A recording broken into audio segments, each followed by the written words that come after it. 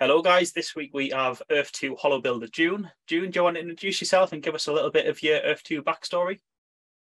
Okay, so my name is June, and I've been with Earth 2 since May of 2021. Okay. So I'm a little bit later than a lot of people, Yeah. but I'm earlier than some, kind of in the middle.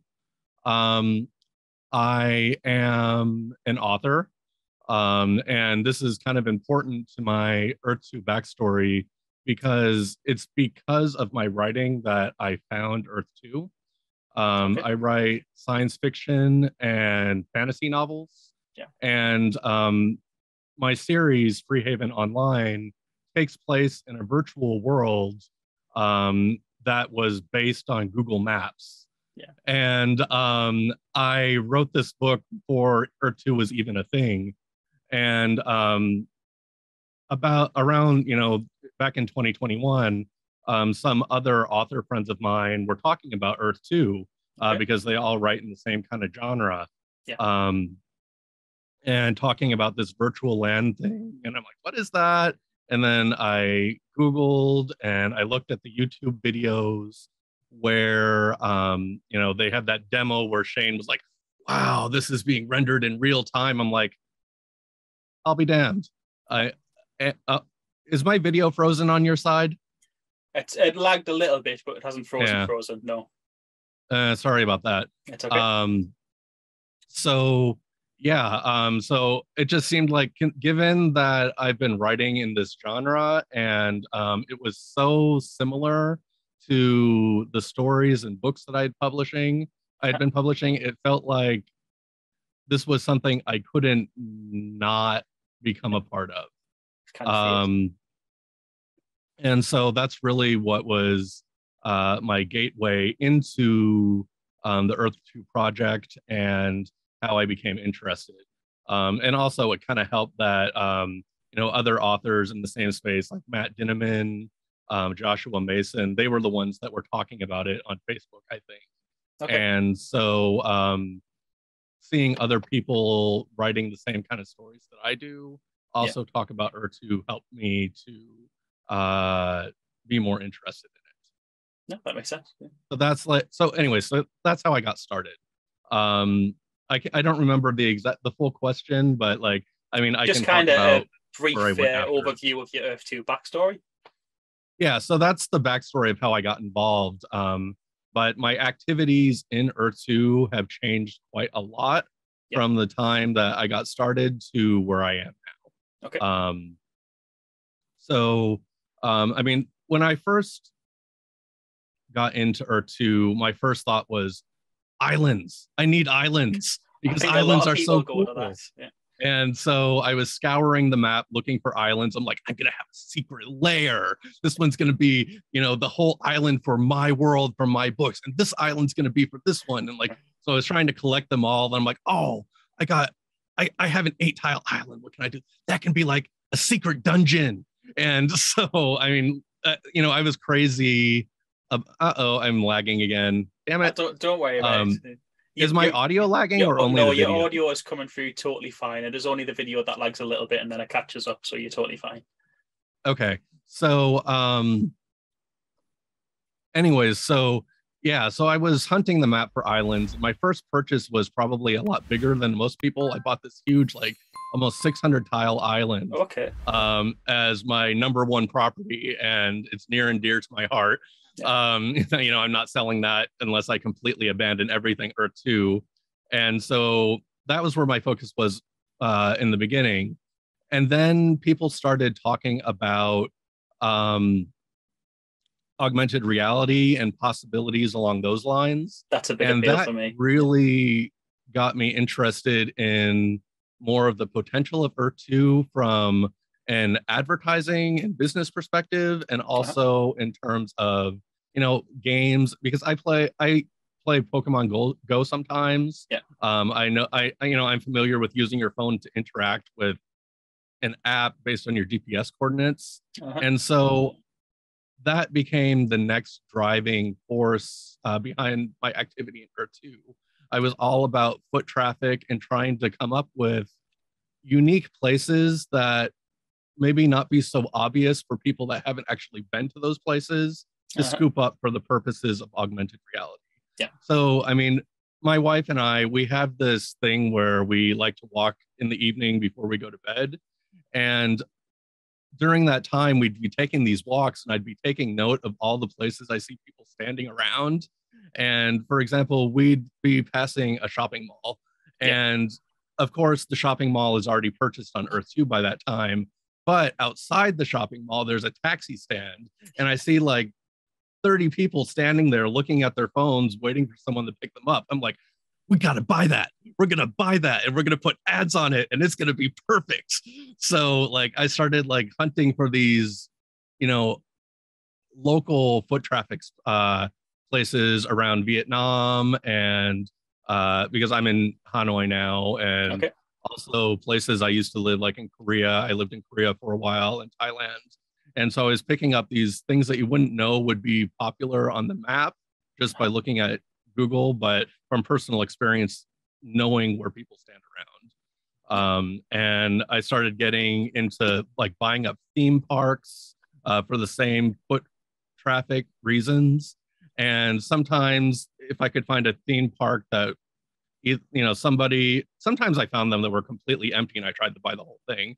But if some people bought it, it would be like they'd buy the rides and I'd be thinking, who is going to be using augmented reality when they're on a roller coaster?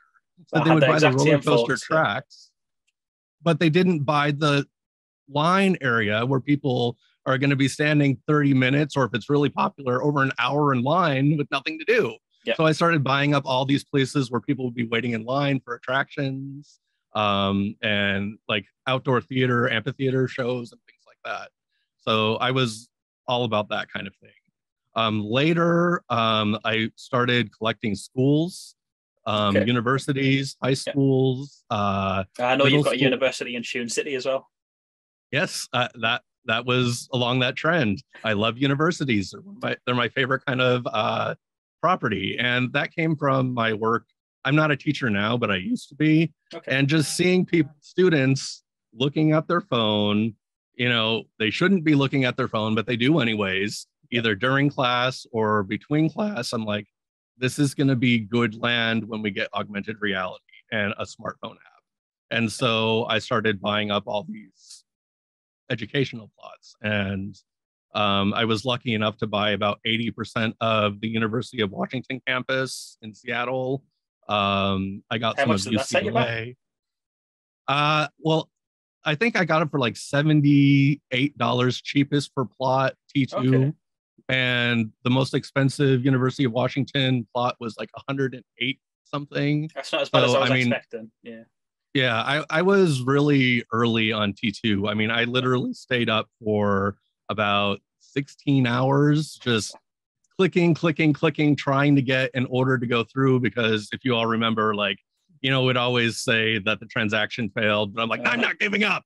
I want this university. So I was the same. I managed to get a UK T2 Flex at exactly $75, so I was very happy with that one. Yeah, it was just a mission of click and click. Yeah, it was click. I mean, I must have done like 800 capatchas over that course of that night, but it paid off because, you know, I've got, you know, 4 American universities and, you know, plots all over other popular countries like Japan and, you know, places like that. So anyways, so yeah, so I collected a lot of foot traffic and stuff like that. Now, I mean, if I see it, I still get it, but I don't really hunt for it the same way that I used to.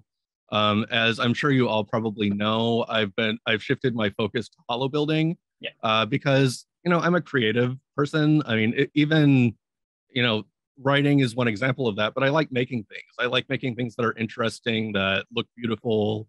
And so as soon as the holobuilding... we are going to get into how you first got into holobuilding stuff later. So let's leave that as your brief overview of Earth 2 and move on to the first question. I failed the brief part already. So let's move on to the next question and we'll see where we can go from there. Kind of the narrative of this interview is kind of focused around holobuilding and stuff. So the first one is obviously going to be, what is your opinion on the holobuilding market launch? What do you think are the good points, the bad points, and how do you feel now that it is finally there for you to be able to buy and sell? Okay, is that the question for right now or for later? No, that's the question for right now. Okay, That's the so first question. wow. Okay. I think it's very safe to say that just about everybody in the Holo Builders computer community Yeah. was not happy with the way this went down. Yeah. But it's not so much because of anything that Earth 2 did. Okay. Because with a lot of features, it's easy to point the finger at Earth 2 and say, oh, this sucks. They should have done this. But it was more about how customers were responding to Holo buildings. Is that like reselling blueprints for cheaper? Yeah, and like how much like a lot of people felt like people didn't value the huge amount of time that goes into creating really intricate, detailed sculptures or buildings. Yeah. And also, it didn't help that I could be wrong because I'm not the people that did this, but or one of the people that did this, but um, I think that some people early on they sold blueprints, maybe not quite realizing the implications Yeah. that they would be immediately undercut all the way down to the minimum price. Yeah, they maybe hadn't realized you could actually resell them. Maybe they just thought it was an editable file or something. I think that maybe they read that, but it didn't quite register in their brain that this was a possibility that could happen. Yeah. Because I think that a lot of people were like, oh, I want them to be able to put it on all the lands they want, but you can't do that with also selling them the right to resell the blueprint.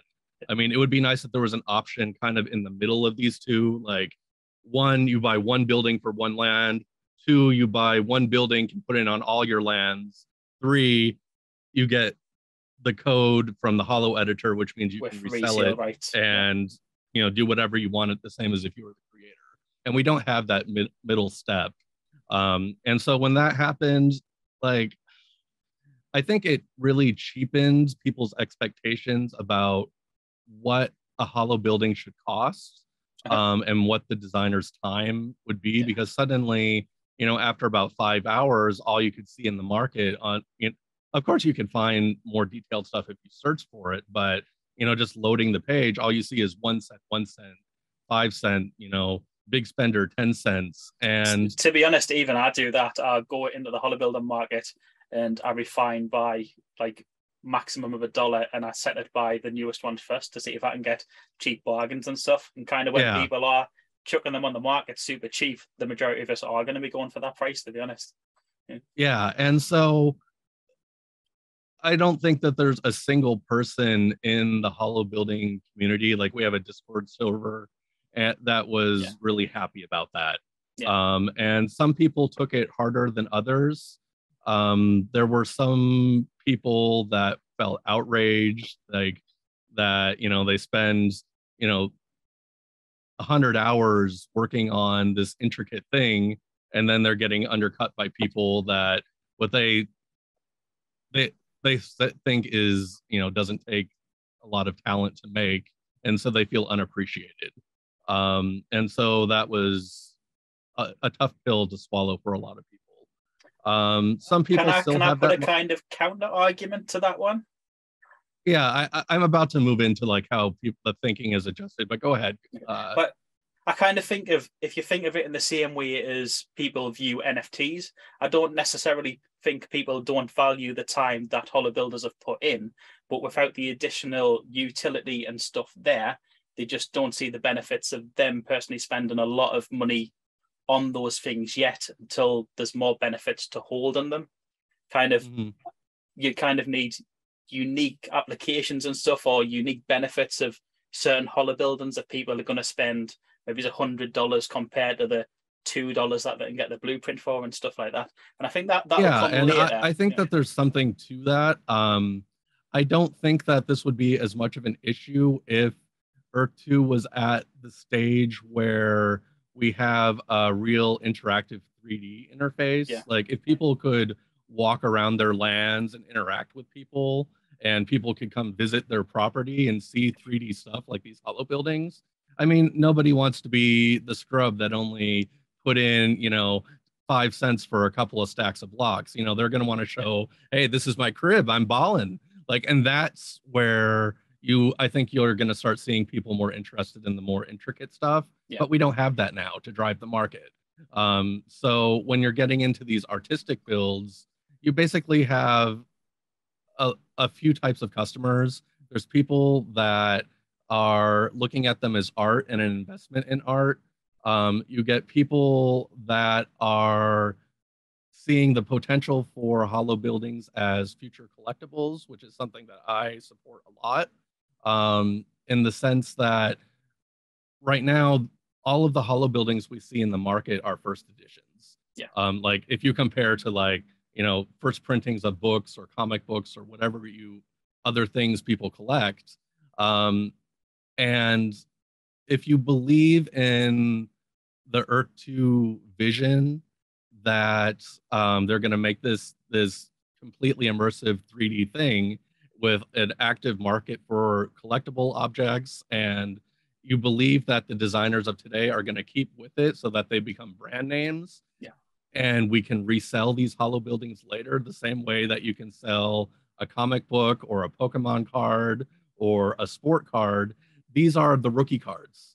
And I think that the people that are taking a long look towards the future of this are realizing that the buildings that they're buying now from the premium designers are ones that they can hold on to for a year and a half and then sell for 50, 100 times what they paid for it today. I mean, it depends on what they buy it for. I mean, it could be like if they buy a $1 thing, maybe they could sell it for $100, you know, a year from now. If they buy like a $100 thing, maybe 100 is being a little bit too ambitious for such a short time. But the point is that if they see the collector's value comparing to other collectible markets, they're seeing that this is the chance to get on ground zero where everything is like going to be the most valuable because it's new, and not it's going to be more scarce because there's not massive adoption yet. And that's kind of leads to like you see these things in the background, the golden holos that I've put in the market.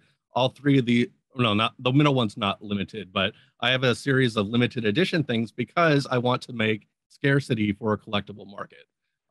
Sometime between about 5 days from now and 6 weeks, I'm not saying when, I'm going to start removing the ones that are tagged with promo, and nobody's going to be able to get those same designs. But Shane actually said that he wants to add in features for you guys to be able to do limited edition versions and stuff anyway, didn't he? So you'll have he said that, but this is a way of doing proactively doing it before we can get numbers. In this case, it's a limited time thing. And so, you know, this is my way of rewarding the people that are supporting me, and if other people do the same thing, us. I have some other people saying they're doing the same as well. So is that something you guys have talked about in your server? That's a good idea for you guys to push out there or something? That particular topic hasn't come up so much. I mean, maybe a little, but like all of these promo ones that I've been doing are like super cheap compared to what I would normally sell them for. And again, it's just trying to give back to the people who are supporting me now, because I believe that these will become collectibles, and I believe that anything that's limited now is going to be worth a lot more, because I'm not planning to go anywhere. I want to keep pushing out content. Now we have holo buildings. I'll be making holo buildings, but when we can do proper 3D assets in, you know, V3, I'm going to be doing that too. And, you know, this is like finding like, you know, equivalent of a Tiffany's Civil War sword. That kind of leads me on to a follow-up question that I was just thinking about.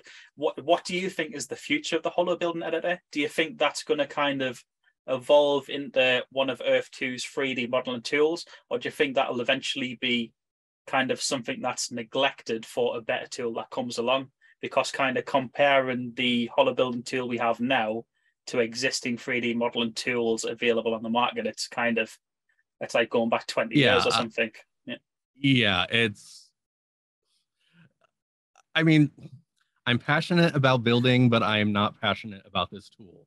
I mean, it's extremely limited and it's extremely frustrating. And so I do believe that it's going to be replaced with something eventually, but it's what we have now. Yeah. And I don't think that I don't think they're going to ever delete holobuildings entirely. I mean, they're looking for more utility, but I mean, just based on what I've seen in Shane's most recent video showing the projector, and I assume that's going to be either V1 or V3. Uh-huh.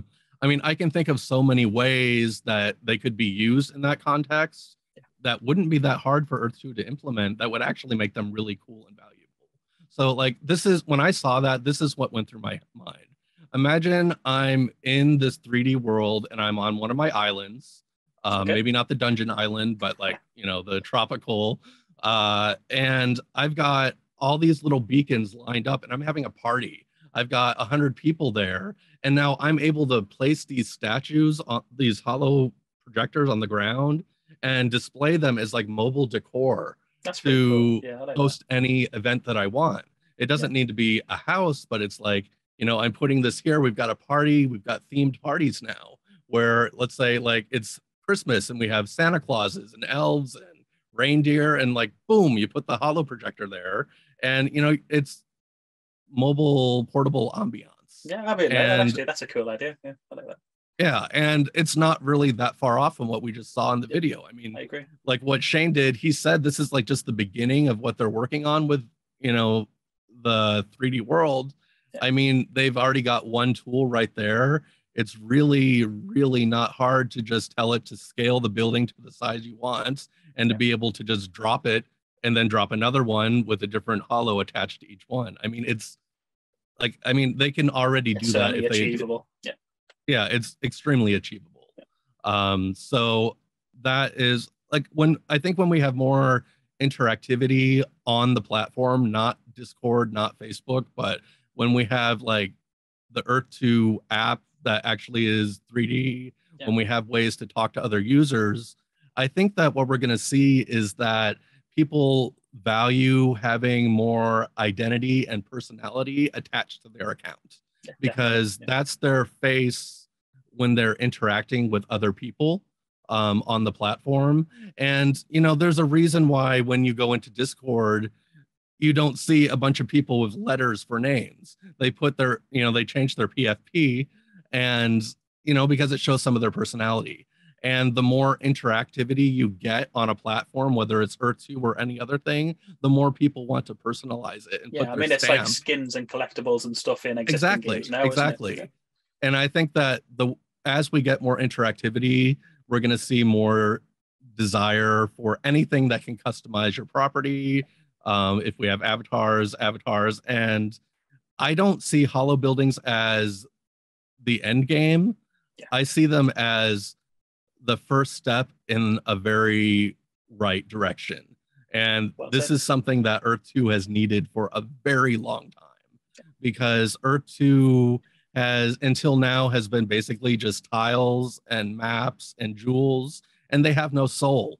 I mean, maybe if you get tiles that have emotional significance to you, fine, but like the majority of tiles aren't like that when they're sold. It's mostly people flipping or thinking, oh, that would be cool for something sometime. But now we have something that will actually infuse personality into our land. Something that says, you know, hey, I'm into fantasy. Look, I've got a knight on my land, or a castle, or hey, I'm a sci-fi person. You know, I've got some Star Wars or blaster stuff, or, you know, you see the guitar girl in the corner there. You know, I'm a music person. I love music. You know, look at all these musical sculptures I have to show who I am to people who visit my land. Yeah, getting the personalities across. That's an important thing, in my opinion. And I think that people are going to start realizing this more. I mean, since the release of the Holo Market, I've been watching this constantly, nonstop. I've been, you know, watching trends and what people are buying. And I think that we're getting to the point where people are getting bored with all of those 2-cent things, that because it's like, when you look at the trending, it's not the same, you know, 4 or 5 builds for the first 10 pages. Now it's only for the first 3 or 4 pages. And that tells me that the marketplace is getting kind of fatigued about that kind of thing.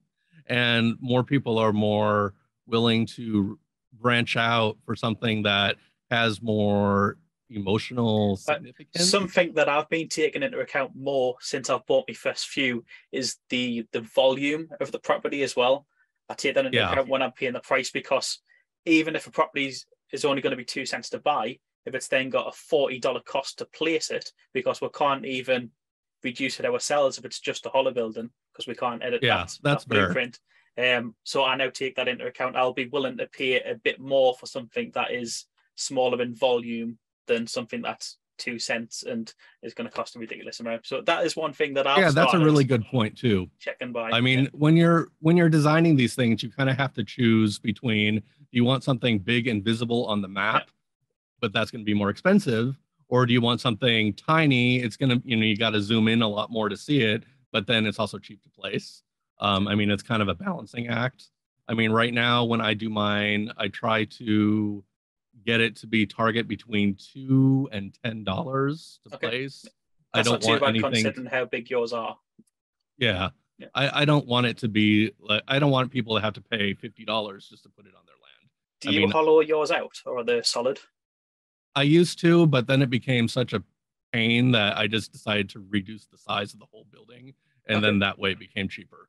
So, but in my early builds, I did hollow them out, but it was just such a waste of vertices that when you have to essentially, because then you've got internal corners as well. I didn't even consider that bit, and so you can't get as much detailed. So now I've taken the approach of building smaller sculptures but more detailed. So to reduce the cost, and as long as you're not putting one right next to someone's, something the size of the Sears Tower or Mount Everest, it's still going to look okay. It's still going to pop on the map. So that's been kind of the approach I've been taking so far, or currently. They'll probably fit on more plots as well anyway, to be fair. Yeah. So yeah, back to the question, like, we've been disappointed about, people not willing to buy as much, but there are some people in our community that are rolling with it and adapting and changing their marketing and pricing strategies. Some people are just ready to quit and give up. Some people are kind of taking a wait and see attitude to see if the market corrects. I mean, you'll see some, for me, what I never anticipated doing this. Like before the market, I thought, I can't imagine selling anything that I make for less than $40. But now what I started doing is making 2 or 3 or 4 versions of each build. And so in the editor, I start with the most detailed one, and that would be like a high resolution one. And then I clone it, and then I start deleting vertices all over the place, and it becomes less detailed, but then it also fits on smaller plots. And so when I reduce the number of vertices, it becomes a lower resolution. So you reduce and so I've been selling those for cheaper because they're not as detailed. And so I'm able to get some within the price range of the people that aren't looking to spend big bucks on the super detailed hollows. So like with my promotion limited edition, I have one version that's always less than $1. That's great. And it's pretty good. But it's very they're rough. I mean, they look, you don't see like the fine curves of like the face and the legs and the muscles. You're not going to get that for $1. I'm sorry, because that takes a lot of work. But if you just want something that looks kind of neat on your property, it doesn't cost too much, and it can fit on a smaller plot, then go with the low resolution. And it's just kind of about people's budgets as well. Not everybody has $30-$40. Correct. And I completely understand that. And so that's why I started looking at, making these different levels of resolution and detail, but also different price points. And I'm okay selling something what I would call super low resolution, which are, the under $1 for a non-promotional thing. I'm okay with that because it gets people something like, it gives them exposure to something that has more personality than a bunch of blocks. And I believe that if I get loyal customers that keep coming back to me that are buying the stuff that I've sold for the cheaper price. Eventually, they're going to be like, you know what? I think I'm going to treat myself, and maybe I'm going to get a more detailed one because I love this land, this plot. It means a lot to me, and I want a centerpiece. And so, what I'm hoping is that by selling some of these cheaper ones, I'll get some customer loyalty for when they're ready to invest. That might be a cool feature for Earth 2 to add on, like an upgrade option for them as well. Like, so you can kind of, instead of having to kind of buy two versions, if they add a upgrade feature, so you can kind of have different versions of the same one. That would be nice. I don't know how Earth 2 would do it since I'm manually scaling down the resolution. Like, you guys as Holo builders could just set different versions of the same one, if that makes sense. Yeah, that would actually be pretty nice. I think I'm the only one that's actively doing multiple versions of the same building, though. I'm sure more people would if a feature came out that supported it, though. Yeah, I think you're right about. Excuse me. I think you're right about that. Yeah. Or even if this is a lot to ask considering how the current state of the editor being as basic as it is. Yeah. But if they introduce something like a decimate feature, I'm not sure if you're familiar with that in 3D modeling software, but it means that basically you're reducing the number of vertices and kind of trying to maintain the same basic shape. If you could just click a button and decimate your high resolution building and generate these things automatically, I think a lot more people would be doing the lower resolution ones. Do you know if the Mapbox version has anything like that? Because I know this tool was I don't think they have Mapbox anything right now automatically, because I could be wrong, but when I was researching about Macbox, I never saw anything as detailed as the holobuildings that. So this is even more advanced than their basic one. Okay. In terms of the software is not as advanced. The software is not good, but in terms of the creations people are making, they're far more detailed than I think what most people using Macbox would have really what they would have anticipated for this kind of software. So yeah, but if they had something that automatically did it, I think that there would be a lot more takers. It's kind of annoying. Like, you just have to keep on clicking through every layer, delete, and then you get a lower resolution. Save it, clone, do another one, delete. Now you have a lower resolution. Save it, clone, delete, and that's how I get all of these. It's not like it really is a proper cumbersome tool, to be honest. Like, I was really interested in the Holo Builder when it first came out, and I literally gave up on it just because it was so unuser friendly. Like, not even just the difficulty of placing the stuff together, but even if you did manage to get something placed together and it looked brilliant, you'd then get 6 billion errors coming out, which shouldn't be there, of stuff not touching and stuff floating and red errors where there shouldn't be and stuff like that. I have cussed more at that stupid editor in the last year and a half than I have at anything else in a very long time. I mean, especially in the beginning, before I knew the traps, after you spend as much time as you do, as I do in it, you kind of learn to anticipate what things are going to make a problem and you get faster. Yeah. But early days, holy shit, man. I was just there were, suddenly you click something and, half your design disappears because of overlapping vertices or something like that. I've literally just turned my computer off and walked away at times. And then I stopped trying to make them because it was just annoying every time I sat down to do it. Yeah. I mean, it would have been easy to give up early on. And I thought about it, but, my personality is I took it as a challenge, and I wanted to be the first person on Earth 2 making these super detailed human sculptures. And, I'm like, I'm going to do it. I hate you. I'm going to do it. This is the Earth 2 career that you want to forge, kind of thing. Mm-hmm. Yeah. I remember way back when the Holo Builder was new, I showed in the Lone Wolves group, I said, I want to do this statue as a Holo building. And everybody was like, are you crazy? That's impossible. You'll never, you'll need too many vertices. It's too difficult. I'm like, I'm going to find a way. I can do it. And, and I worked out a system that I've evolved over the last year.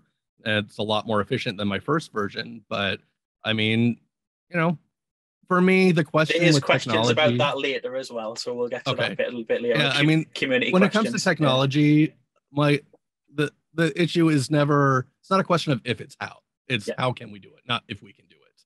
Because there's always going to be a way. It's just a matter of finding it. Yeah, And that's been my attitude with all of this.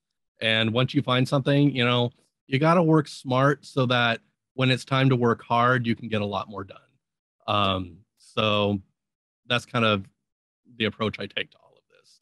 That makes a And lot of you know, sense. my first holo buildings, they took me literally over 3 months to finish one, like Okay. 3.5 months for that jumping girl. Yeah. That, you know, the first famous one because it's the first big human sculpture on Earth too.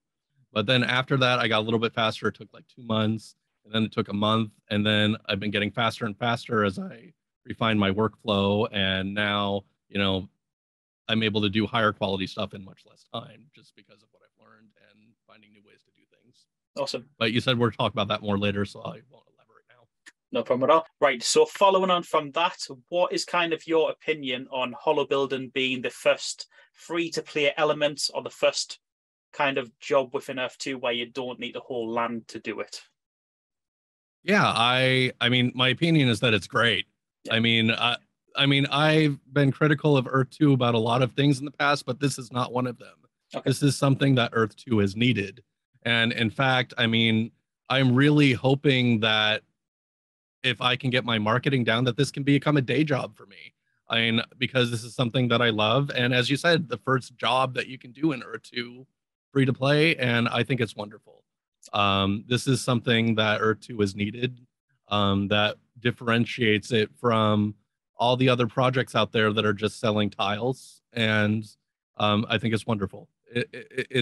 We needed this a long time, and I would really like to see them expand with more creative features.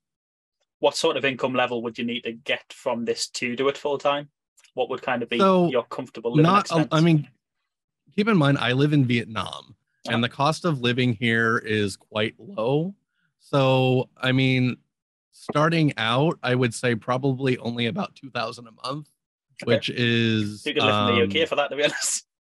Yeah, so I mean that will pay for food, pay for rent, and all that. But in terms, like, my wife and I were trying to get back to the United States. Okay. And I would need a much larger income from this if this was going to be my only primary job aside from books. That's understandable. And in that case, I would probably need maybe $3,000 to $5,000 a month because my family lives in expensive cities.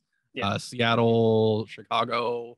My friends are in California. All of these places have a high cost of living. So it kind of depends on where we're living. But if we stay in Vietnam, I'd be looking at, I guess early on, we could probably make do with 1,500, but 2,000 to be comfortable in Vietnam. But of course, more is always better. How was that kind of, are you willing to share how that started? Are you kind of anywhere near hitting that for the first month of trading, or? Oh, like, you mean like my progress so far in terms of selling stuff on the market? So, as of this morning, I sold about $750 worth. That's pretty good. Of holos. A lot of that came in on the first day. And then the second day, I had about $50 or $60. Third day, nothing, almost nothing. Oh, okay. And that's when I started. I got the idea for these promo holo buildings, and after I started doing that, I started getting a lot more income again. And I, you know, from the business perspective of business of holo buildings, I discovered very specific buying patterns of people. I would see after I had about 3 promo girls released, I saw someone buy the one. And then about 30 seconds later, same person buy number 2. Okay. Yeah. And then wait about 3 to 5 minutes. And then suddenly I would see purchases for the non-promotional holo buildings from the same. So it's kind of an entry point for them. Yeah. Correct. So it's like, I think that they see the cheap ones that they like. And then I don't know if this is what they're doing, but my intuition is telling me that after they bought a couple things they liked from me, they searched for my tag or the name BuilderJun, Yeah. And then they were able to see everything that I've made, and then they found other things that they liked that weren't necessarily the, under $1 promotional item. You could even So have people using it as, sorry, you could even have people using it as kind of like a tester as well, making sure that they can place them on the properties properly and they're not going to throw errors everywhere and stuff. So they might use the cheaper ones just to see if they work well and then go get more once they know that they do. Correct. And so, I'm lagging here again on my video. Only slightly. You're fine. As long as the mic is okay, I guess we're good. It is, yeah. So I mean, there's a learning curve. It's been less than a week. So, I mean, you've got to adapt your business plan if you want to make this, an actual job. And I think that, these promotional items that I'm doing now is a good step in the right direction. And, as long as it keeps going like this, I mean, I don't think that I'm going to see another like day where I got $500 a day anytime soon after the initial release. But, as long as I get close to that point, doing what I'm doing and adjusting my marketing and promotion plans, I think that it's reasonable. We'll see where I am 6 weeks from now. But I was going to say something I totally forgot. That's okay. I think of it in a similar. I think of it in a similar way too. Have you been on websites where they sell kind of WordPress skins, or maybe even websites that sell game assets?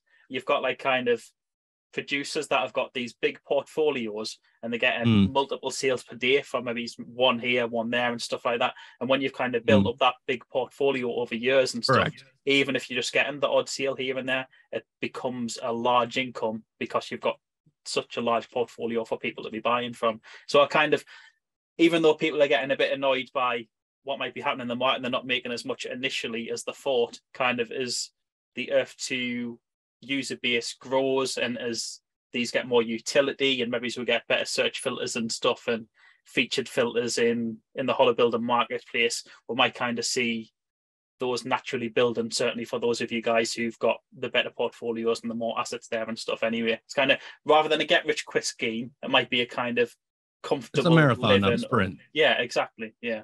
And that's exactly where I think we're going to be going and what I'm striving for. Yeah. I mean, the only game that I've done where you have a lot of that custom content by users is The Sims and The Sims 4. Yeah. Like they have whole websites where it's full of stuff that, people like me made in their living room or their office and they're selling online. And I kind of use that as inspiration a little bit for building up this big portfolio. And I think that Earth 2, when we get 3D gameplay, they're going to have a market even bigger than these Sims type stores, and because there's a demand. I agree. That's certainly got the potential to go there. Yeah. Yeah, it comes down to personalization again. Yeah. Right. So this one is kind of back to your holobuilding story. How did you first get into holobuildings? What was it that made you kind of think, oh, that is something I want to do? It's just being a creative person, and I like creating beautiful things, and I like challenging myself to exceed expectations for what people think is possible. And when I saw the holobuilder first, I thought, yay, something I can be creative with. 2, I saw how limited it is, and I'm like, I'm going to use the limitations to blow people's socks off. Yeah. Like that was like, I took it as a challenge to find a way to make it work. That makes sense. And so that's what I did. And, it was really just the desire to make personalized content on Earth 2. I don't really like tile art because I think about like trying to build stuff on like weird shapes and like that, and that never appealed to me. But when we had something that we can put on our tiles, that was like, this is it. This is where I can put creativity on the platform. I'm waiting for that when we get the kind of true gameplay tools for us to build our own experiences. I think that's when I'll come into my own element. Yeah. Or maybe if we do get a better 3D modeling tool at some point as well. Yeah, we really need something like that. I mean, they really need to update their editor. There's things that, like, it doesn't have even the basic functions of a lot of other software out there. I get it that they're working in GPS coordinates, like that's what the holobuilding data is. Every time you make a box or a polygon in the editor, it's actually every vertex is a GPS coordinate. Okay. and that's a little bit different from like other software. But I mean, just because they're doing that, it doesn't mean that they can't introduce things like select all, rotate all, resize all, rather than one at a time. Could they not even So, do the GPS stuff later anyway? Could they not just let you build the model and then kind of when you're placing it, the GPS stuff is worked out? Or is it, am well, I that's kind of what misunderstanding they what you mean? did. Okay. That I mean, until now, Yeah. you're right. They didn't have that, Yeah. because when you made a blueprint prior to the Holo market and you put the building on a radically different latitude, it would either get compressed or stretched out Okay. because not Yeah. all the tiles in Earth 2 are the same So size. that was the And fix for it. so that Yeah. was a problem. And I think that they anticipated this when they opened the Holo market because they wouldn't want people buying something that was made in Hawaii and then putting it in Russia Being and finding completely out that it's different. like Yeah. this like huge like you know Yeah. nobody would be happy with that. And so they fixed this problem by having the GPS data that is generated every time you put a vertex in the editor, converting that into a 3D model. And then they sell the model, not the data that Okay. comes from the Holo builder. That So then is it's when you're buying the gold recalculated one. per plot. Yeah. Correct. Yeah. So that way it's not resizing it every time. When you buy a blueprint, you're going to still have that problem, I think. Okay. I haven't actually tested it, but based on what I've seen with the blueprints, it's the same as if you made the blueprint yourself. So you're going to see the distortion That's when you fair. put it far north and south. So this one is you were talking to me prior to the meeting about this one. Actually, there's been a little bit of controversy about the way that you build your sculptures in E2. Do you want to talk us through why that is and why that's happened? So I don't build everything like from the time that, I have an idea for a building in my head to the time that it's a finished product. Uh-huh. I don't do everything in or two. Okay. I said this in my my holo building video I did on my own YouTube Yeah, I saw channel, that myself. and I Yeah. posted a tutorial in early days Uh-huh. where I start with a 3D model. In the beginning, I didn't want to take the time to actually make the models, so I just looked for like royalty-free Creative Commons stuff to just get my system down, my Stuff that process you down. practice on. Yeah. But now, like most of the models, I'm doing myself. And after that, I use I break it down into smaller parts that I can then bring into the Earth 2 Holo editor. It started out, my first inspiration was to make it like a Lego sculpture. Mm-hmm. And so I used a program called Bricker to break down a 3D model into Lego bricks. Yeah. And then it was easy for me to go over to the editor and let's say I have 3 Lego pips. I would use 3 boxes on the grid for each pip and then just build up. And Bricker, what it does is it exports JPGs, images, where it shows you how to build a Lego sculpture by each layers. layer. Yeah. And that was my thinking, hey, I can apply that to the Earth 2 editor. And so that's where I started. But of course, only my first sculptures actually look Lego-ized like that. I became more efficient. I started deleting around the corners to make them more round. And people don't like that. I mean, like I just think I'm working smarter, not harder. Yeah, to be honest, And I think it's a pretty cool technique. I remember I've watched all of your videos on YouTube, so I was aware of this method anyway, because I'd heard you speak about it. And I think yeah, it's a and pretty cool there's way of doing it. I I like use it. other software to turn windows transparent and things like that. Yeah. I think some people are annoyed because I don't really advertise it a lot, but I've mentioned it to other holo builders that so a developer not Earth 2 approached me about holo buildings and asked me for input in making, if they wanted to make holo buildings on another platform, like what was my feedback. And they gave me a very like basic like testing an editor outside of Earth 2 to see how much well it would work. It's really buggy. Okay. And so I did test that.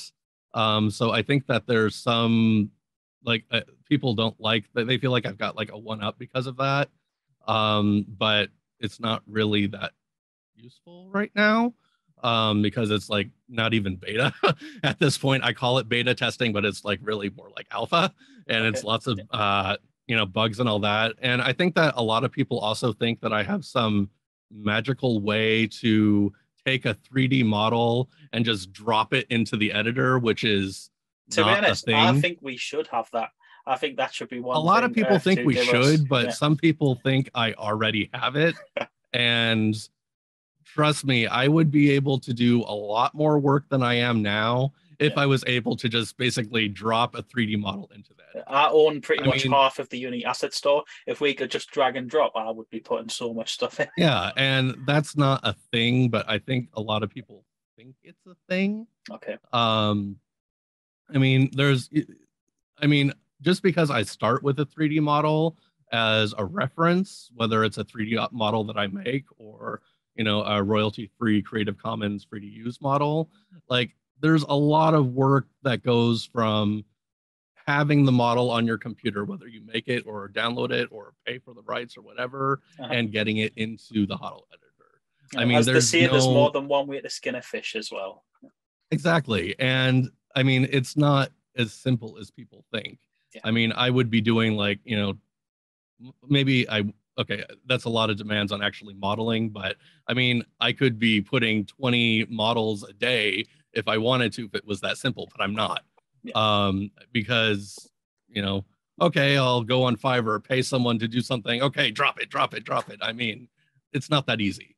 There's a lot of work that goes into actually modifying it and making it ready to go to move over to the Holo editor. And a lot of people think that I'm bypassing the Earth 2 editor completely, and that's not true. To be honest, I wouldn't even mind if there was holobuilders that were bypassing it. To me, it's value shouldn't be placed on kind of how long people put into doing it. It's the final result. Like if I was buying a house, I wouldn't be asking how many hours they put into building it. I mean, I appreciate how long some things can take, but I don't think that's where value should come from. Like it should come from the product, the finished product, the thing that is there in the end, not necessarily how long has gone into it. I don't really see the narrative between the two. Yeah, it doesn't bother me how long something has took. I just want to see what is there. That's why I think we should be able to import external assets anyway. Yeah, I completely agree with you. I mean, it's kind of like, you're buying, it's like getting mad at someone because they use Photoshop instead of MS Paint to make something. Yeah. I mean, it's not like I'm stealing other people's work. It's just I'm adding additional tools to my creation process to deliver the best results I can. That's nothing against you traditional holo builders either, mind. I think you're all doing absolutely amazing jobs. Some of it is absolutely stunning, and I couldn't do it even if I tried. So you're all doing amazing. That wasn't a dig at anyone. Well, just making that clear. Thank you. Thank you on behalf of myself, and I don't think I'm too far out of line in saying that the rest of the holo building community would appreciates that. Good. But yeah. So anyways, I mean, I don't have a magic way to import everything, like some people seem to think. I would say that I spend for each build, I would say about 30% of the time from conception to final product is in the editor. Yeah. And then about 70% is, preparing the model outside and getting everything ready, breaking it down so that I have something that I can move over to the Earth 2 editor. Okay. Right, let's move on to the next question, and this is still holobuilding themed again. What would you like to see added as future utilities for holobuildings? Utilities? Yes. Ooh, so our use cases, just kind of what would you like to see them evolve into? Okay, so I mean, a lot of people don't see the value of personalization right now. I think that because Shame is so big on gamification, I think that if there was some way to add gaming elements to holos, like buffs, like so you put it on your land and then it adds some kind of bonus, like so kind of like in the way that the jewels do now. Correct. So basically they'd be expensive jewels, but like for the people that have already maxed out their property with all their jewels and they want to have a little bit more, like give holo buildings holo building creators a way to add, let's call them enchantments to their holo buildings that give them some kind of bonus. And then not only just like a flat enchantment that any holo builder can do, have it so let's bring in gamification into it so that you have to earn like better enchantments as you create more. And there's a linear progression where you do so much, you grind out these skills, and then you can do a better enchantment later. And so it rewards the people that spend 8 to 10 hours a day making these things like me over someone that just like, 1 hour, boom, like, we're going to be able to do better enchantments. And that drives the market towards purchasing the buildings of people that have put in the time to actually create things like that. It's kind of with something like that, you'd be struggling to find the balance between it being kind of pay to win as well, though. That would be a difficult balance Earth to get. 2 is pay to win. I mean, it's literally I remember pay to win. saying weeks ago that he was trying to move away from that, and he was aware that it kind of got to that, and he did want to take it away from that. So, but I mean, I would say that different back on it a little bit. Okay, I mean, I get that. I would say that there's lots of different kinds of buffs that you can do. Some of them will have like, mechanical financial effects like boosting resources or essence production or whatever, but then they can also be cosmetic things like being able to like put different lighting on your lands when we have a awesome. V3, different visual effects that you can earn by having building achievements. Like, for example, I'm just like brainstorming here. Let's say I unlock an achievement. Let's say get 1,000 likes from all of your holo buildings in the market. Then you get to get one weather effect that you can apply to your holo building. So around your holo building, it'll look like it's snowing or something, or raining or something like that. And you can earn them based on stuff like that. I mean, that's an example of an enchantment that is not necessarily just for aesthetics. Yeah, I can see that word, and that would be good. Yeah, that's not necessarily for only monetary gain. But the simple truth is the people that are screaming the loudest about holo buildings don't have any utility except for resources storage, they're the people in here that are trying to make money. When they say utility, they want, how is it going to make me more money? Like that's really what it comes down to. I mean, I don't know, the majority of mine are just squares because I know that that's going to have the same utility as something more advanced. Exactly. And even though I could make more advanced stuff myself, unless it's in my Shun city where I have done me more complex stuff, it's stuff that I'm not really bothered because people aren't going to see. So it's nothing to do with, in my case, it's nothing to do with, it's going to make us money. It's just a square right now has exactly the same use case as something more advanced. Yeah, that's true. And I mean, it's really, I'm not going to say that it's easy for them to do this kind of stuff because when you're dealing with something like art, like who is to say that something like my guitar girl in the top corner is more deserving of more utility than someone that thought that they did a really cool snowflake, but, maybe it's 2D and, experienced builders would say, well, it's not really that hard, but maybe they thought it was, the person who made it thought it was hard because it was their first one. Like, who judges what is more deserving of utility? So that is a difficult thing about awarding utility to more complex builds because there's a lot of subjectivity to it. Which is why I think some kind of linear progression to earn bonuses that you can apply to your holo buildings to give customers is a better way to do it. And base it on vertices, likes, sales numbers. I don't know. Like I'm just brainstorming. I don't know. Like, all of those could be exploited in some way. But yeah. I think a lot of it is potentially going to come back to what Shane said about adding the limited edition numbers as well. I think a lot of it kind of will come down. That was something that we wanted. Yeah. Sorry, I didn't mean to cut you off there. No, it's okay. Like as soon as we got on the live or on the test website, the Holo Builders group gave about a list of, I think, like 30 suggestions. Okay. Based on what we saw on the test site, and limited editions was very high on that list. And I'm happy to say that it sounds like they listened to us. We had a lot of interaction with some of the community managers And we did feel like they listened to us. How much of what we said would help the market and help Holo buildings, this element of the platform will come to pass? Yeah. Don't know. But it does sound like they were serious about limited editions. I mean, in the announcement, they literally had a demonstration of what a limited edition buying would look like and selling. Shane said it in a tweet. I think we can pretty much count on this coming.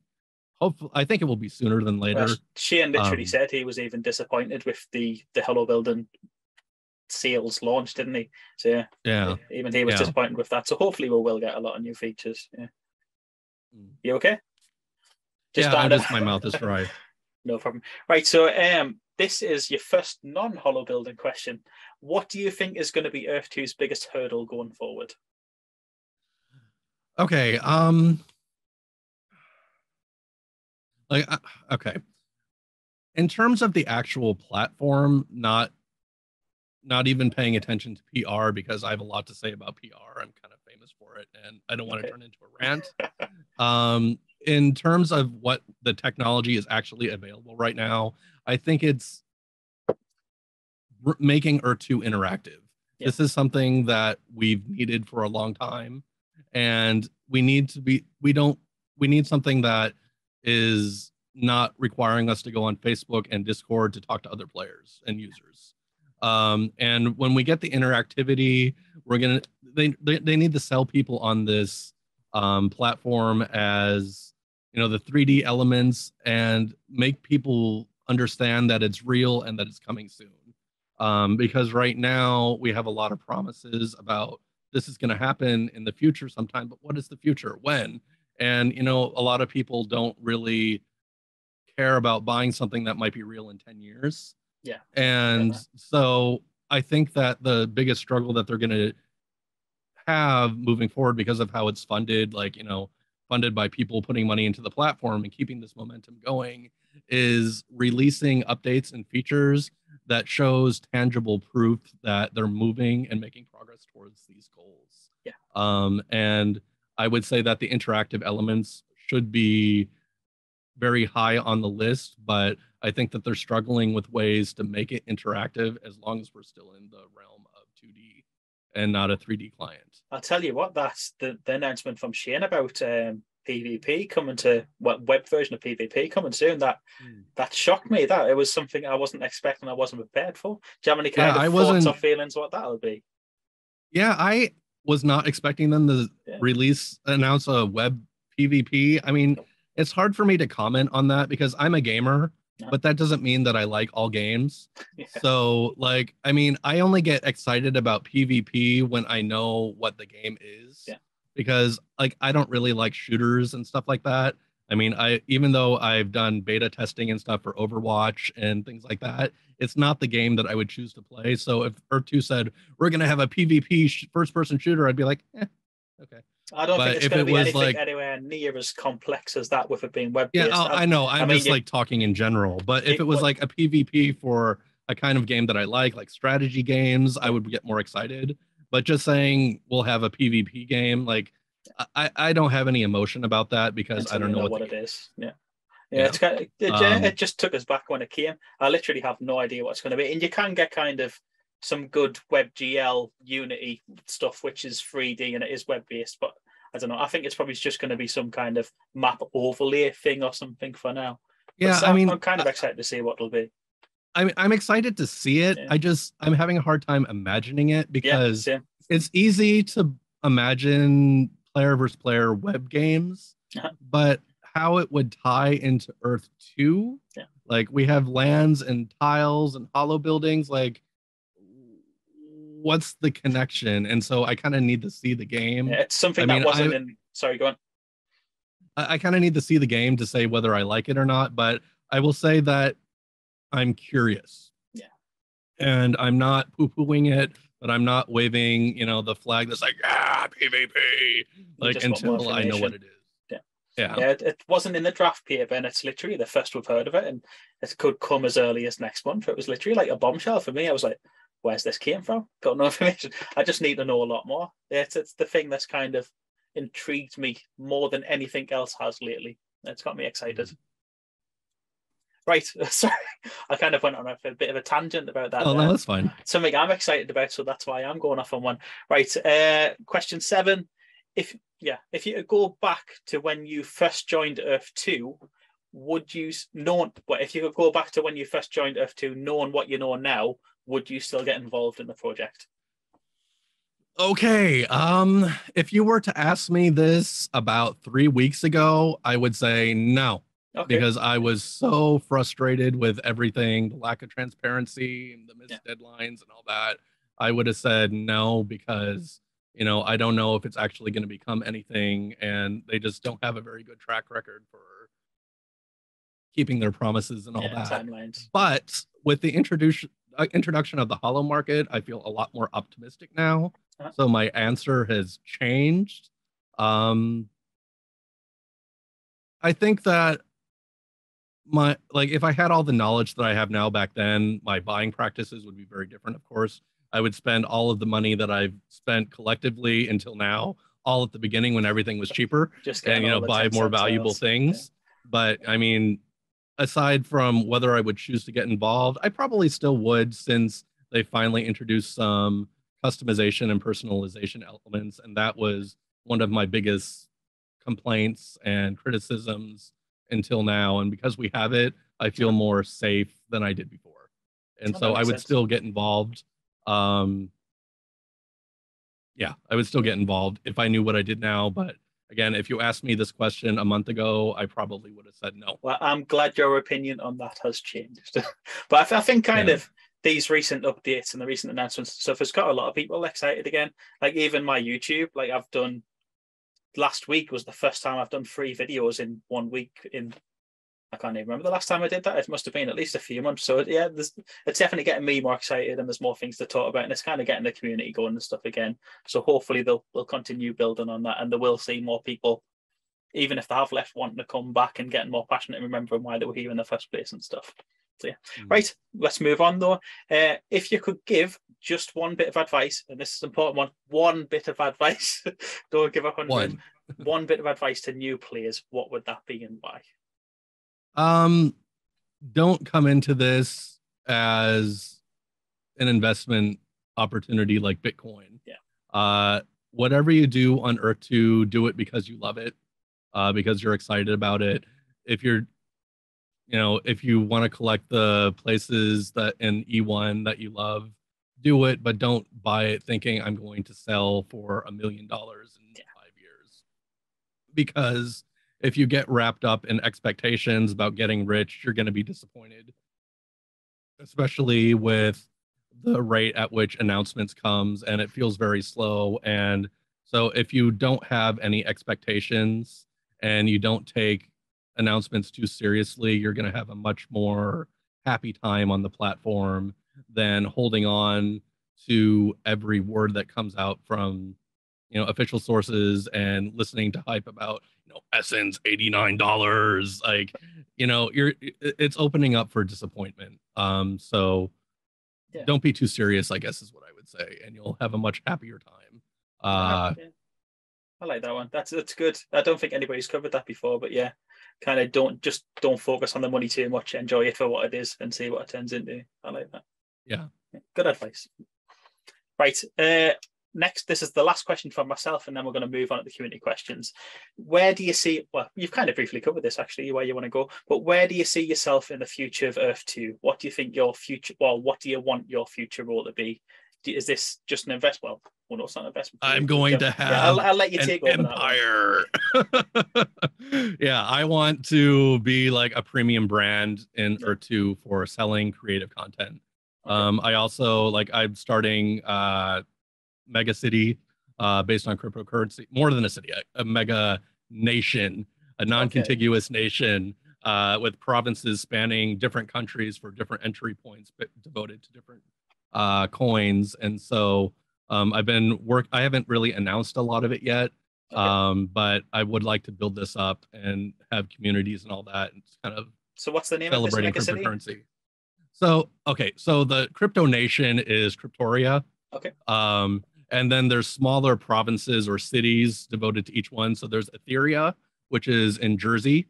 There's and that's for Ethereum. There's Satosha, which is in Kiribati, and that's for Bitcoin.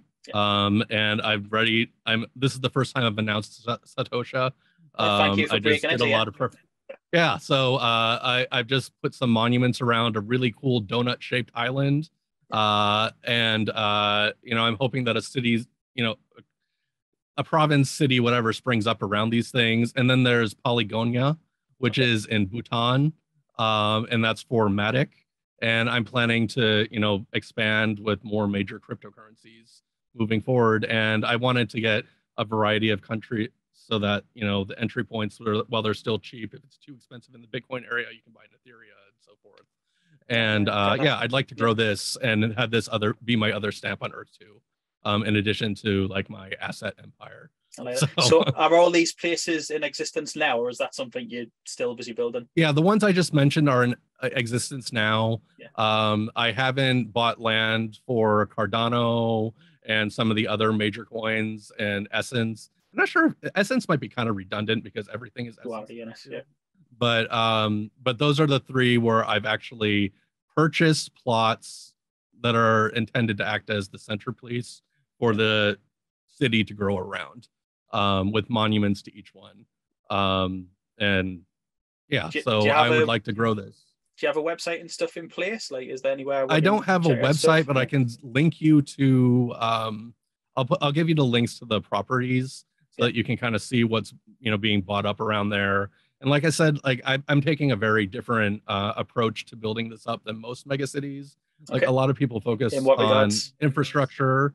Like people buy single tile strips for roads, and I'm not convinced that that's going to be necessary since they've talked about having portals to go from one place to another. And I'm not sure that, but we've already got the natural roads around properties now that they've extended the tile size anyway.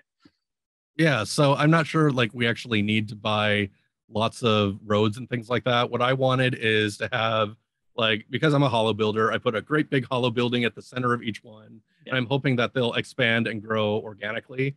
Like kind of like, you have the Statue of Liberty in New York. Of course, it's not necessarily how New York was built, but I'm hoping that it will grow outward from that center point. And, it's just for people that love cryptocurrency, that are active in the space. And yeah, I'm hoping, this will become a thing. But like I said, I haven't really been promoting it or advertising it. I've been wanting to lay the foundation with big plots. Well, I would personally recommend that you do put a website together, even if it's just a one-page landing page, just so you've got somewhere to direct people that's got all the information about your project, even if it's just links to each one of the portals and a brief description of what your plan is for the place or something. Just because then you're not having to kind of manually explain what you're doing to each person that's curious about what you're doing. Yeah, and that's good advice. Like I said, it's early days. I'm still kind of under construction at this point, but I have actually bought at least the plots and the areas and set out, the places where I want to build them out. And you're right, I probably should have a website if I'm planning to make it big, but like I said, early days. I've been focused on building mostly. It's even still cool to see these sort of projects popping up on Earth too. It's quieting down a lot, and you don't get a lot of this stuff lately. So it's nice to see that they're still in existence and the kind of the inspiration's still there for people. I like it. It's cool. Is there anything else you want to add to that before we move on? No, I think the next question is fine. Cool. Like I said, I just want to make creative content. I guess in Web3, like, I don't even know what Web3 is going to look like, so I can't really make anticipation.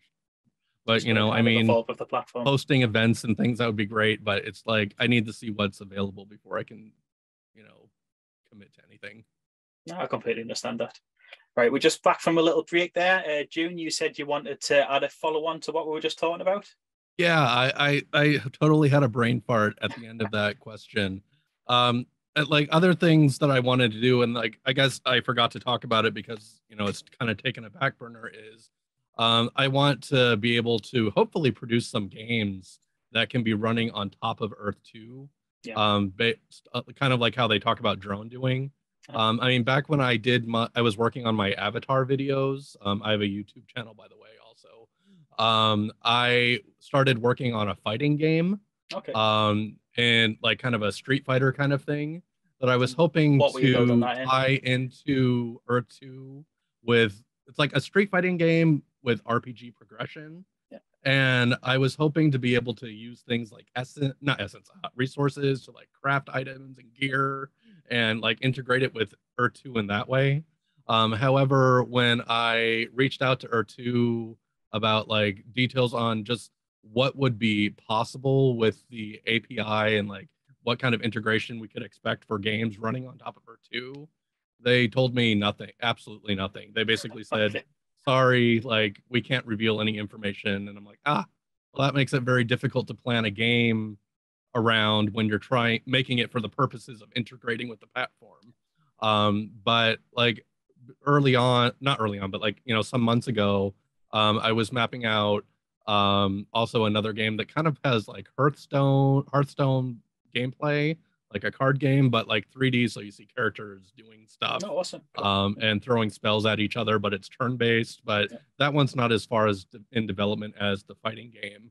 And so yeah, I would like to be able to introduce that kind of stuff into Earth 2 as well. So are you But using Unity to build those? okay, I haven't even actually built anything for the turn-based game because it's just in the mapping process. Yeah. I did get started in Unity with the fighting game. Okay. I mean, it's taking me a lot longer than a lot of people because I'm having to teach myself so much because like I'm kind of comparatively new to Unity. Yeah. So I'm having to like teach myself about like, hit boxes and like, all the mechanics that go into this. So, but I figure with the rate at which Earth 2 is being developed, I have time, so and I have a pretty good start, and I'm not going to say I'm doing it myself from scratch. I'm basing it on the universal fighting engine in Unity, so a lot of the stuff is, a lot of the really difficult stuff has already been done for me, but I'm building the stages, the characters, the weapons, the attacks, and some interesting customizations that don't come with the fighting engine packages. But I don't want to go too far until I know how we can mash it up with the Earth 2 platform, because it's kind of not stupid, but pointless to build a game for Earth 2 specifically if it doesn't actually connect to Earth 2 in any meaningful way. And I need to know how we can connect things to know what we can bring. Yeah, how you're going to be able to use the jewels and resource and stuff. I think you're probably going to be probably at least a year or two away from kind of getting that. I think drone's going to be the showcase for how it's done, and I don't think we'll have APIs and stuff like that until drone drops. Yeah, I mean, I'm not even saying I want to publish something now or like within a year. I just want to know what they're planning so I can, understand like what they're planning to make available for games to access, like what kind of tokens. Like you could still certainly get the framework there and kind of just keep in mind maybe using things that are inside of Earth 2 that you can kind of integrate later. It's kind of, as long as you get the fighting framework and your story and stuff made, you could definitely kind of. I mean, that part I can make progression on, but I mean, like the theme of the game is like I was wanting to use like resources to craft like elemental tattoos to give new kinds of attacks and things like that. And it's kind of hard to plan your upgrade and progression when you're tying it to resources when you don't know if you can. That's fair. So yeah. But if you can't, you could always kind of add in some elements where you generate. But then at that point, it's not an Earth 2 game; it's a standalone. But I get what you're saying, and I certainly you could still have the default currency as essence or something if that's what they allow. Even if you can't use something as extensively as resources, you could still kind of link in with essence or something. Yeah, that's true. And I don't know. I mean, I've also been distracted with making holos and all that once they, and all that. But I just want more information before I go too far on planning the game mechanics that extend beyond simply punching, kicks, fireballs, because like I said, I want this to have RPG progression, which is a lot more like intricate than a typical fighting game. Yeah, so like you don't save your character, you build up your character. So it's like an MMO progression where you get gear to enhance your character so they fight better in the style of a Street Fighter game. Okay, cool. Yeah, that sounds really interesting. Right, we're going to move on to the community questions now. And I've kind of briefly looked at these, and there's a few we're going to have to kind of skip because we've answered them as we've been going. But the first one is from Aaron. and they are asking, how many holobuildings have you made? Holy crap. So if you're counting like all versions of a hollow building, like, you know, high resolution, medium resolution, low resolution, and super low resolution, easily over 100. Okay. Like maybe even 150, but you know, that's like 4 of them that are all basically based on the same 3D model. Yeah. I would guess probably about 80 or 90 unique ones without the different revisions for each one. Yeah. And you know, not all of them I haven't published all of them yet. I haven't put them on the website. And I haven't put them in the market. Currently the market has some kind of bug where we can't upload the high resolution ones with more than about 4,000 vertices. When that, you know, you'll see more of them when they fix that. Yeah, I've seen a few people report on that as well. Yeah. A few people have managed to get something in, but the vast majority of the time it doesn't work. Yeah, that cheap A land building, I was really surprised to see that was like over 6,000 vertices. And so somebody got it in there at the beginning, but right now nobody can upload anything super detailed. But I have models created for like before putting it in Earth 2, I'd say probably about 120, 130, but that they're not in the Holo editor yet. So more stuff to come in the future as well. Yeah. Sounds good. I remember I only had 4 models that were compatible out of the stuff I made for Unity. All my stuff's basic, so you just don't need to go search for that. But I only had 4 models that were compatible, and then I tried to submit them all just for like 2 cents each or something, and there was only 2 of them actually showed, and it was my ones with more vertices that didn't show, and I thought that must have been the error that people have been talking about. But they did later appear. I didn't submit them again or anything like that, and then I went back to the market maybe 2-3 days later, searched for Casey, and then they were sitting there. So I'm not sure if they just take days. I have one that's stuck in limbo like that. The Angel one I did for New Horizon City. That one I had that happen. It hasn't posted to the market yet. I did that on like day 2, and it says that it's there when I try to submit again, but can't find it.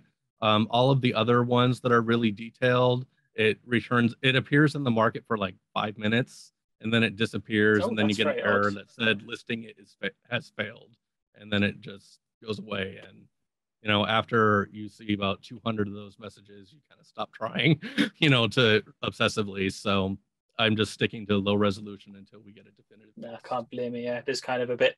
Yeah, they've got a few bugs they need iron out. But the next question is from Daniel Jackson. Just makes us think back to Stargate SG-1. And he is asking, this is the one that you've pretty much covered anyway. He's saying, did you use tools to upload some of your stuff, or did you really do all this in the buggy tool? I think this is one that we've pretty much been over anyway. Indeed. Should we just skip that one? Because otherwise we're going to be going we kind of covered that. I mean, there's no way to upload a model directly to Earth 2 right now, but I do base all my stuff, nearly all of my stuff, on models. It's just not a direct upload like people seem to think. No, that's fair. Next, a similar case for Yina, and she is saying, your human form holo building is impressive. Can you tell me in detail how you came to make this and how you're working on it? I think we've kind of covered we covered most of this already. Yeah, we covered most of this already. I mean, going back to, you know, grassroots, you can search in the Earth 2 official community, and I kind of did a tutorial with like where I got started, and you know, it's not exactly how I work now, but that's where I got started with the whole Lego thing, and then just refining the process over the last year. But it basically comes down to, you know, making a simple plan and then just clicking around, and then we covered all of that. So. Yeah, and you guys can also check out Jun's own videos on his channel if you want to learn more about his process as well, because I'm sure you've been over that in some of those, haven't you? I haven't actually done a tutorial yet on holo. No, not a tutorial. I'm sure you do discuss the process of it or something. Though, I do talk about holos a lot, but not the process yet. Maybe something for you to add. Yeah, I know I should. It takes, like, because I'm a new YouTuber, it takes so long to produce every video. I mean, it's like, that doesn't change. Yeah, and I just like, I could be doing this, or I could be making more hollows. Yeah, it's finding a balance. Yeah. Yeah. Especially when your money's coming from the holos as well. Right. Yeah. But next up, we have Zachary Fox, and he is asking, is it possible to make one with clothes on? Yeah, it is. It's just that it's a lot more difficult. And so that's why with all of my promotion hollow buildings, they're all kind of naked because they're a lot easier to do. When you get into like ripples and fabric and all that, it instantly like the amount of time it takes to devote to that is so much more. I mean, I can do it. You can see the Hadoken. No, not Hadoken. Hadouken. Hadouken. I don't know anything about that. It's not Street Fighter. It's Alley Fighter. I don't know. They're trying. Okay. Street Fighter's copying me. But yeah, like you can see I do it there. It's just that a lot of them are nude, or I call them bikini because I don't want to say that I'm putting naked people on there because bikini looks exactly the same as a nude when you're dealing in hollows, just because it's simpler.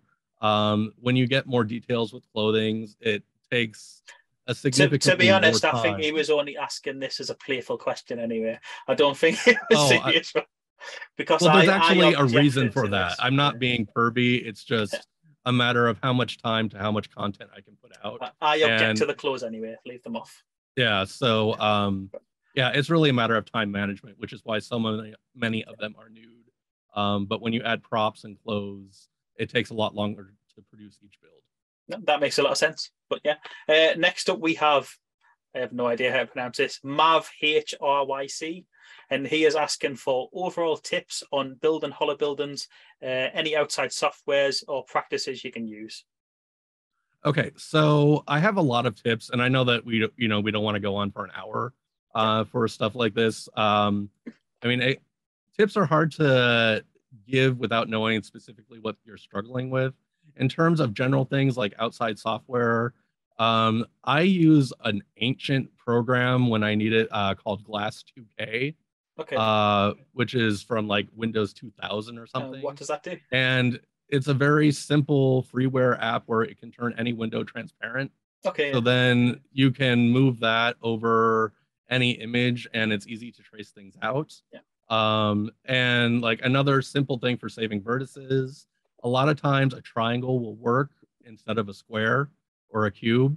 And so if you use a lot of triangles in your design instead of squares or rectangles, you instantly cut 25% off your vertex count.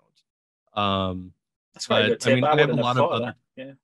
There's a lot of other tips I can give, but again, like I mean, that's not really the focus of this whole thing. Yeah. I don't want to take 45 minutes giving you a tutorial when it's not my channel. So yeah. If any of you guys want a very basic tutorial about creating your first one and placing it, I do have one of those though. So I'll do myself a little bit of self-promotion there. Go check it out. There you go. Next up, we have Ferris, and he is asking, do you think that if other means of payment were used for hollow buildings, such as Essence, the market would correct itself so that more elaborate designs would really be valued? I think there's a chance of that because the people... Okay, so the people that think that Essence is going to be going to the moon, they're probably not going to want to part with a lot of it. But the people that don't really have as much confidence in Essence might be more willing to throw it at things like hollow buildings, the same way that there was this big rush on EPLs, people dropping, all their Essence on that. So I think that it might generate more sales. I would only support it if we had the option to choose which currencies we accept. Because I don't want, as a creator, I don't want them to say, you have to accept USD or you have to accept only Essence. Yeah. Like I want to have the option to turn it on and off. It's kind of like on eBay, how you've got different payment options. You can select what you accept and stuff. That makes sense. Yeah. Right. Next up, we have Kissy, and she is saying, you are spending all your time on hollow buildings and rely on them to generate income to generate you an income from E2. What were your plans before we knew about them? If hollow buildings don't work out that we would like them to, do you have a backup plan? So I didn't come to Earth 2 thinking that I was going to make a lot of money off of it. I mean, I was intrigued by the prospect of this virtual world because it's so similar to what I write in my books. Like my Free Haven Online series is literally about people that are stuck in a virtual world that can't get out. And so like I was really intrigued by watching this thing grow into something like I write about in my stories. And so I was not like I haven't actually sold any tiles since I joined, except for when I accidentally bought tiles that somebody else had wanted and they were friends, and I'm like, okay, I can sell them back to you. I can sell them to you. If they're rude about it, then I'm like, no, I will not sell ever. But if they're nice to me, I don't mind. But those are the only sales I've made since the beginning. So yeah, it's just embracing the idea of creating a new world, and that is what intrigues me. It's not about making money. It's about, being a part of something new and exciting. And if this doesn't work out with the holo building market, I will be sad. And I mean, if people start spending more money on books again, I can go back to making money as an author as my primary job. But unfortunately, like with the economy issues, not as people aren't buying books as much as they used to. I would love to be able to work with a metaverse project. And Shane actually a few days ago, he invited me to apply to work with Earth2 on Twitter. And so I'm going to do that. And, I would love to become a part of the inside of Earth2 because I care. I care about Earth2. What sort of role would you want to fill within that? Honestly, I would take just about anything because like I said, I want to be a part of something like this. But I think that I'm most suited to some combination of marketing because I worked in marketing for 7 years. And also testing, software testing, and like being and helping, like coming up with ideas that will actually help the end users, like what content creators like me want to see. I've experienced software testing. I did some compensated stuff with Blizzard for World of Warcraft, Overwatch, Heroes of the Storm, a Chinese MMO called Fengwan Online. So I have experience in this kind of space, and I would love to be able to contribute to Earth2 as an employee, to help them deliver this vision. I mean, I know a lot of people see me as this negative Nancy that's always complaining, but me and you have had a few disagreements over time. But it's coming from a place of love. It's because I don't want to see this die, and I want this to be the best it possibly can be.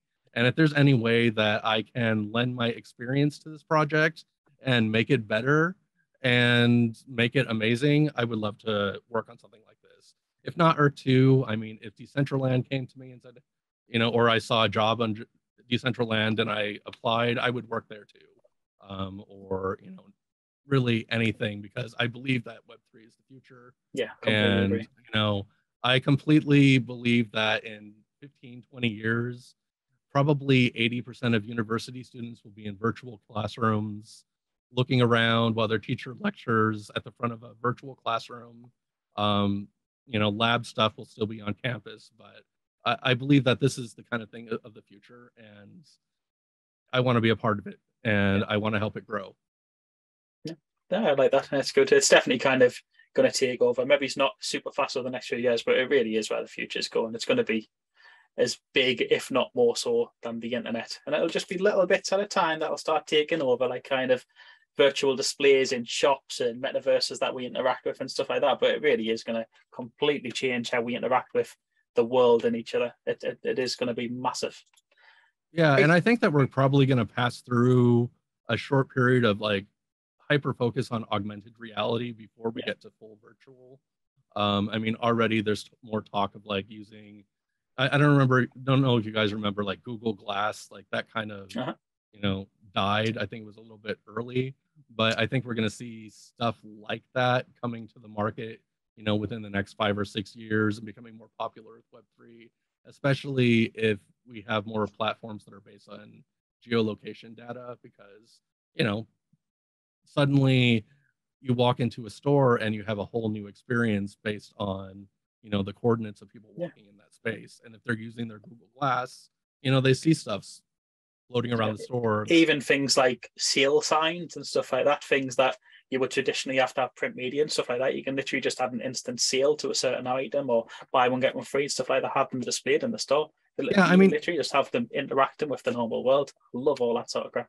yeah, I mean, I'm probably showing my age here, but I'm thinking back to the Future, when he goes into the future and he's walking around, he goes by the cinema and there's like the Jaws, raw, and like comes out like that. I mean, I don't think we're going to be seeing holograms like that, but if you get people doing AR with like Google Glass and like that, totally possible. And 100%, I could see stuff like that happening, and that would be cool. And I think we're going to see a rush for that. Maybe not in 3 years, but like 6, 7, 8, 9, like before we get into this push for full virtual, like daily life activities like school and business. Yeah, I would agree. I'd say it probably is 5 to 10 before it really starts taking off, but it will get more commonplace in the lead 5 up to to 10, that. kind of the same area. Yeah, no, I'm agreeing with you. I'm the same. But I kind of disagree slightly in how you think AR is going to lead up to the full metaverse thing. Well, to the full VR thing. I think they'll always exist side by side. I think there'll be two different things. Oh, I agree with that too. Okay, yeah. I didn't mean to imply that one will replace the other. I just think that we'll see the AR before the VR. Yeah, definitely. Partially because like there is like it's expensive to get the equipment right now for a full VR experience. And a lot of people, especially if they're not in like rich countries, they just don't have the money to get the full VR rig. Yeah. And I'm sure that the prices will come down as the technology becomes more in demand. But I think that before people are committing to that, like I think AR is easier to implement short term because you just start with a cell phone and most people on the internet have one. Yeah, so agreed. And then from there you move into the accessories like the glasses, and it's a logical progression of hardware that people have access to. No, I agree with that. Right, next up we have, this is actually the last community question, and it's from Ian Arias. And he is saying, I've kind of actually covered this one as well. Apart from its storage utility and its artistic value, do you think holobuildings will have other uses? And if yes, which ones? So we already covered the value of personalization on an interactive platform. So I really believe that that's going to be the driving force behind Holos once we have interactivity. I do believe there's going to be more utility. What that utility is, I don't know, but I mean, I know that they're working on hard to figure out more ways to make them appealing to people that don't see the artistic value in them, but I just don't know what that utility is. But I do think that we're really, Holos are kind of, and the Holo market is in its infancy now. So I think we're at a starting point and they're just going to build onto it. I don't think that there's any reason to believe that what we have now is all that there's ever going to be, or the next update will be all that's ever. I think that they're going to keep on building on it, and but what they're actually going to put into it, I don't know. I mean, I've given them some very detailed suggestions when they asked the holo building community for feedback and what we would like to see. If they take those suggestions, great. If they don't, I mean, we'll see what they come up with. Yeah, I kind of see. Do you know Vivi? Do you know what Vivi is? I've heard of it. I haven't. It's like digital collectibles, and I would kind of see Earth 2's holobuildings kind of maybe evolving into our version of that, but where it's kind of anybody can create them rather than it being licenses from brands. Yeah, I absolutely see them as collectibles. I mean, I view them like trading cards. When I was younger, I was really into the Magic cards, Magic the Gathering, Pokemon cards. When I was really little, I liked baseball cards. Yeah. So I see them as like the electronic version of that. Right now, you don't play games with them, but a lot of people, they don't actually play with the cards they collect. They like collecting. And I think that I really do believe that holo buildings are going to be like the next wave of digital collectibles. I mean, I always hear people like, this is a mini rant, I won't use too much of your time, but I keep hearing people saying, what's the point of holo buildings? They have no use. Well, it's like the same people are out there like saying that they're buying all these gems to get resources that you do what with right now. I mean, the idea that they can have faith that resources and jewels and all that are going to have some major value, but they don't believe that hollow buildings will, when the CEO literally said we're I giving would them say more it's utility. slightly different because you kind of people do know what the future use cases for jewels and resources are. Whereas we're kind of, even though when Shane has said that there's going to be further uses for hollow buildings, we do not know what it is. So it's kind of comparing something that you know what the future use is going to be to something what you haven't got a clue. Well, we don't know all of the uses for resources. We just No, know but they're going to be we know they're going to be somehow needed for involved building with components. Yeah, but I mean, when the CEO says that they're actively working on plans to give more utility, yeah, I'm gonna choose to believe him. No, I won't believe him if he says it's going to be in 3 months, because they're not that good at keeping deadlines. But when they tell me they're working on it, I will choose to optimistically believe that that's what they're doing. But really, I mean, as a creator, I know a lot of people want more utility, but I just see them as collectibles. I mean, I see them as, like digital comics. Like, you collect your, Spider-Man #1. Do you read it? No, you look at it, and that's what you do with the holo building. And so, I mean, I really hope that R2 starts pushing the collectible angle. I mean, I asked them that I would really like to see them number these things, and I think they could retroactively do this by like going based on the date that it was purchased, like timestamp down to the millisecond. So that way, like even the ones that aren't limited edition, like if someone's the first person to buy a building and it's a famous designer, that one's going to have more value than the 463,000 copy sold. You understand? That goes back to Vivi. People do that. They literally collect like all the models do have numbers. It's like 1 to however many there is, and people kind of look for specific dates if it's linked to like when a film was released or the toy was released, or things that are like related to their birthdays and just silly stuff like 421. So I know exactly what you mean about the serial numbers, because you do see a lot of that within Vivi itself right now. Yeah, and that was like within those 30 suggestions like that the holo builders community did, I was like really harping on this, like we need this to give them value beyond just decoration. And so I really hope that Shane listened and told them to put the team on that, because that's important. It gives them something that gives them worth for resale, because right now, like if the original creator makes something, let's say for $5, and Shane said you're going to be able to resell it, but like if it didn't increase in value, like how much are you going to sell it for? The only reason to sell it would be because you got bored of it, and then maybe you sell it for a little bit of a discount.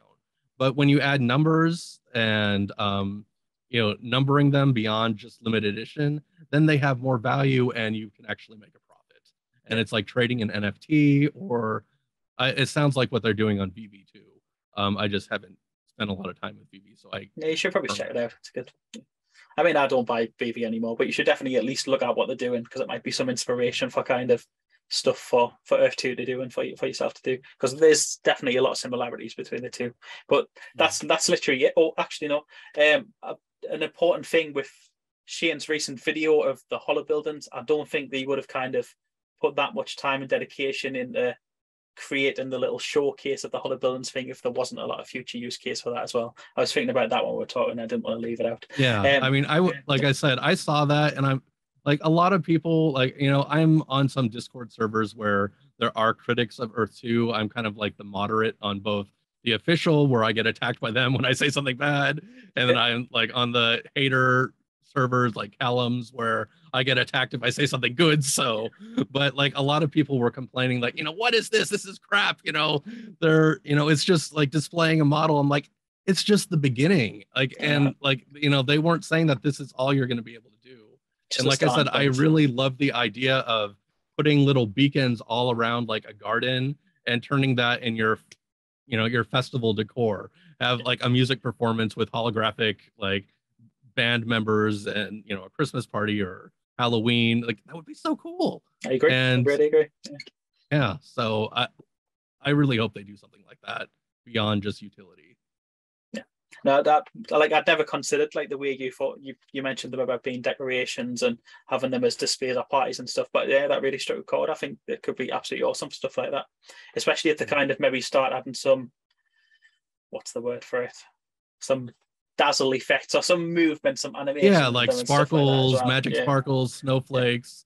Like, you know, you kind of think of like, imagine like the Beauty and the Beast rose. Like they was always like, you know, I don't remember what was falling on it, but it was something like, you know, you do that and have it as a holo, and even just like a glisten or something on it as well. Yeah, these aura effects, and that's super easy to put around an existing model. Huh. I mean, there's so many cosmetics. Once they generate that 3D model from the holo building data, like you know, you can skin it, you can you know, add aura effects, textures, and all that. Oh, and another thing that I really want them to see, Shane, if you're listening, allow people to upload JPEG files or bitmap or whatever to act as skins for your holo building and stretch around there, so you can like put like, so you can get artists making real world kind of textures to go around there.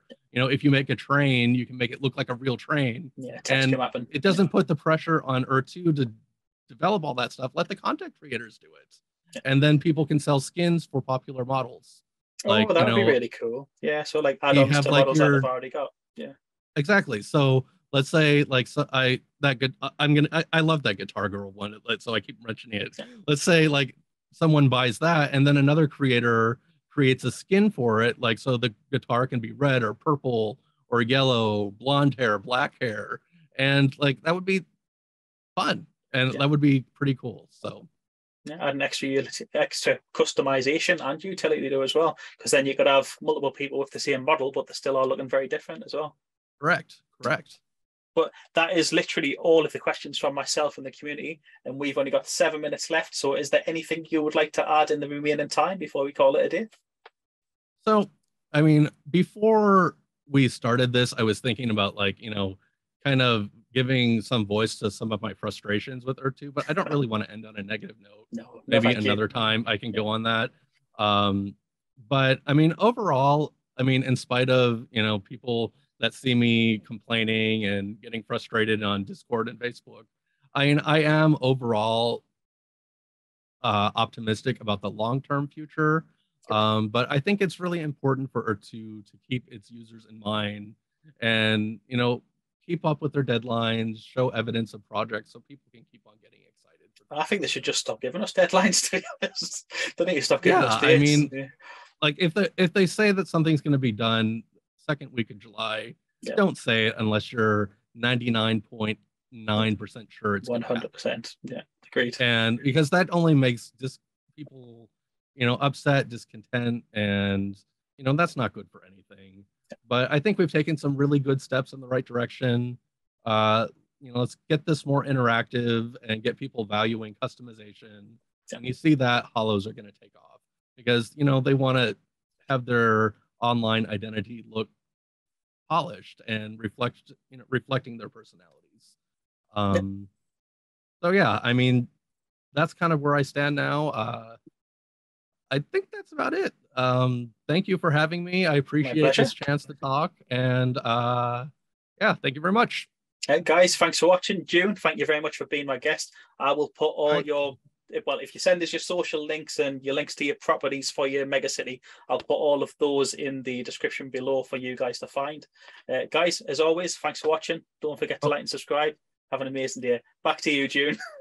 Yeah, one thing I have to do is shameless self-promotion. If you're looking for my holo buildings, search BuilderJun, one word in the holo market, and you'll see everything I posted to date.